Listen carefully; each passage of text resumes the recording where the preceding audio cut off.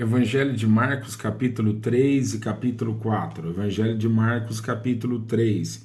E outra vez entrou na sinagoga e estava ali um homem que tinha uma das mãos mirrada. E estavam observando se curaria no sábado para o acusarem. E disse ao homem que tinha a mão mirrada: Levanta-te e vem para o meio. E perguntou-lhes: É lícito no sábado fazer bem ou fazer mal? Salvar a vida ou matar? E eles calaram-se. E olhando para eles em redor com indignação, condoendo-se da dureza de seu coração, disse ao homem: Estende a mão. E ele a estendeu, e foi-lhe restituída a mão, sã como a outra. E tendo saído os fariseus, tomaram logo conselho com os herodianos contra ele, procurando ver como o matariam. E retirou-se Jesus com seus discípulos para o mar, e seguiu-o numa grande multidão da Galiléia e da Judéia, e de Jerusalém, e da Idumeia, e da além do Jordão, e de perto de Tiro e de Sidom, uma grande multidão que, ouvindo com grandes coisas fazia, vinha ter com ele. E ele disse aos seus discípulos que lhe tivessem sempre pronto um barquinho junto dele, por causa da multidão, para que o não comprimisse, porque tinha curado a muitos de tal maneira que todos quantos tinham algum mal, se arrojavam sobre ele para lhe tocarem. E os espíritos imundos, vendo-o, prostravam-se diante dele e clamavam, dizendo: Tu és o Filho de Deus. E ele os ameaçava muito para que não o manifestassem. E subiu ao monte e chamou para si o que ele quis, e vieram a ele, e nomeou 12 para que estivessem com ele e os mandassem a pregar. E para que tivesse o poder de curar as enfermidades e expulsar os demônios, Simão, a quem pôs o nome de Pedro, Tiago, filho de Zebedeu, e João, irmão de Tiago, os quais pôs o nome de Boanerges, que significa filhos do trovão, André e Filipe e Bartolomeu, e Mateus e Tomé, e Tiago, filho de Alfeu, e Tadeu e Simão, o Zelote, e Judas Iscariotes, o que o traiu. E foram para uma casa, e afluiu outra vez a multidão, de tal maneira que nem sequer podiam comer pão. E quando seus parentes ouviram isso, saíram para o prender, porque diziam: Está fora de si. E os escribas que tinham descido de Jerusalém diziam: Tem Beelzebu, e pelo príncipe dos demônios expulsa os demônios. E chamando-as a si, disse-lhes por parábolas: Como pode Satanás expulsar Satanás? Se um reino se dividir contra si mesmo, tal reino não pode subsistir.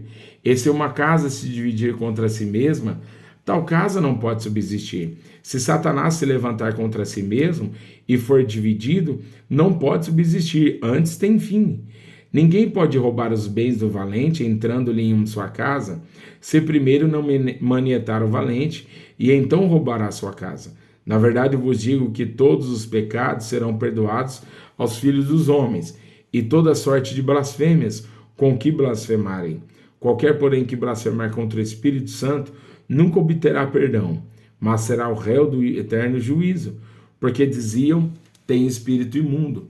Chegaram então seus irmãos e sua mãe, e estando de fora, mandaram-no chamar.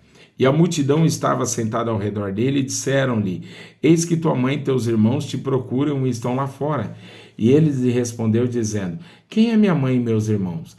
E olhando em redor para os que estavam assentados junto dele, disse: Eis aqui minha mãe e meus irmãos. Porquanto qualquer que fizer a vontade de Deus, esse é meu irmão e minha irmã e minha mãe. E outra vez começou a ensinar junto ao mar, e ajuntou-se a ele uma grande multidão, de sorte que ele entrou e assentou-se num barco sobre o mar. E toda a multidão estava em terra junto ao mar, e ensinava-lhes muitas coisas por parábolas. Eles diziam na sua doutrina: Ouve, eis que saiu o semeador a semear. E aconteceu que, semeando ele a uma parte da semente, caiu junto ao caminho, e vieram as aves do céu e a comeram. E outra caiu sobre pedregais, onde não havia muita terra, e nasceu logo, porque não tinha terra profunda. Mas saindo o sol queimou-se, e porque não tinha raiz secou-se. E outra caiu entre espinhos, e crescendo os espinhos a sufocaram, e não deu fruto. E outra caiu em boa terra, e deu fruto que vingou e cresceu, e Um produziu 30, outros 60 e outros 100. E disse-lhes: quem tem ouvidos para ouvir, que ouça. E quando se achou só, os que estavam junto dele com os 12 interrogaram-nos acerca da parábola. E ele disse-lhes: a vós vos é dado saber os mistérios do reino de Deus, mas aos que estão de fora, todas estas coisas se dizem por parábolas, para que vendo vejam e não percebam, e ouvindo ouçam e não entendam, para que se não se convertam e lhes sejam perdoados os pecados. E disse-lhes: não percebeis esta parábola? Como, pois, entendereis todas as parábolas? O que semeia, semeia a palavra, e os que estão junto ao caminho são aqueles em que a palavra é semeada, mas tendo eles a ouvido, vem logo Satanás e tira a palavra que foi semeada no coração deles. E da mesma sorte os que a recebem a semente sobre pedregais, que ouvindo a palavra logo com prazer a recebem, mas não têm raiz em si mesmos. Antes são temporãos, depois sobrevindo tribulação ou perseguição por causa da palavra, logo se escandalizam. E os outros são os que recebem a semente entre espinhos, os quais ouvem a palavra, mas os cuidados deste mundo e os enganos das riquezas e as ambições de outras coisas, entrando, sufocam a palavra e fica infrutífera. E os que recebem a semente em boa terra são os que ouvem a palavra e as recebem e dão fruto, um a 30, outra a 60 e outra a 100 por um. E disse-lhes: vem porventura a candeia para ser posta debaixo do cesto ou debaixo da cama? Não vem antes para se colocar no velador? Porque nada é encoberto que não haja de ser manifesto, e nada se faz para ficar oculto, mas para ser descoberto.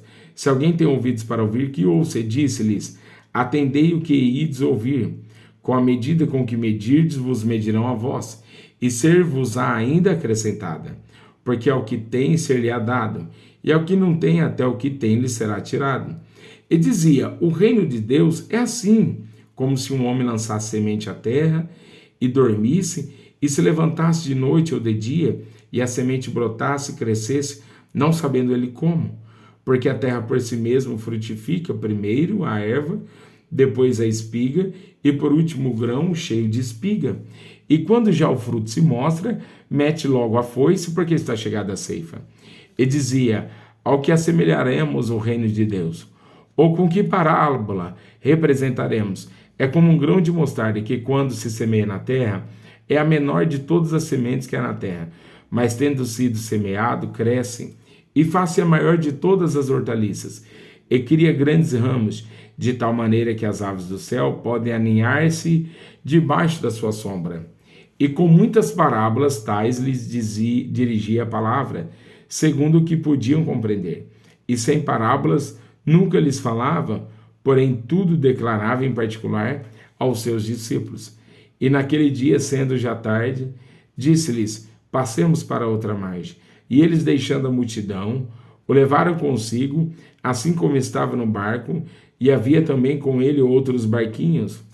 E levantou-se grande temporal de vento, e subiam as ondas por cima do barco, de maneira que já se enchia de água. E ele estava na popa, dormindo sobre uma almofada. E despertaram-no, dizendo-lhe: mestre, não te importa que pereçamos? E ele, despertando, repreendeu o vento e disse ao mar: cala-te e aquieta-te. E o vento se aquietou, e houve grande bonança. E disse-lhes: por que sois tão tímidos ainda? Não tendes fé? E sentiram um grande temor, e diziam uns aos outros: mas quem é este que até o vento e o mar lhe obedecem?